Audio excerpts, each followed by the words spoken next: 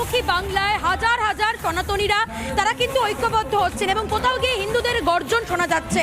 এবং এই মুহূর্তে আমি রয়েছি দক্ষিণ 24 পরগনার মন্দির বাজার এলাকায়।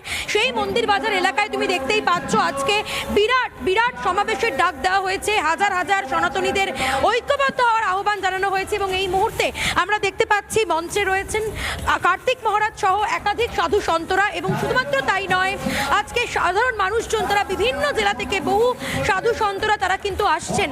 আমরা জানি আর কয়েকদিন পরেই সামনে রয়েছে বিধানসভা নির্বাচন, আর সেই বিধানসভা নির্বাচনের আগে যেভাবে হিন্দুদের ওপর অত্যাচার করা হচ্ছে জায়গায় জায়গায়, সেই জায়গায় দাঁড়িয়ে এবার হিন্দুরা কিন্তু এক হচ্ছে। আজকে মন্দির বাজার দক্ষিণ 24 পরগনার মন্দির বাজার এলাকায় বেলডাঙ্গার ভারত সেবাশ্রম সংঘের অধ্যক্ষ প্রদীপ্তনন্দজি মহারাজ অর্থাৎ কার্তিক মহারাজ তিনি বিশিষ্ট অতিথি হিসেবে উপস্থিত রয়েছেন।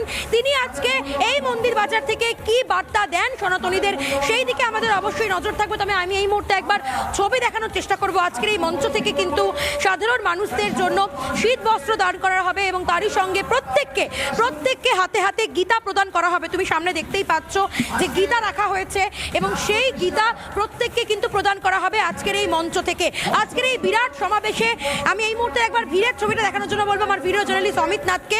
অমিত, একবার ঘুরিয়ে ঘুরে যদি দেখানো সম্ভব হয়। প্রচুর মানুষজন এসেছেন বিভিন্ন জায়গা থেকে, তারা চাইছেন আজকে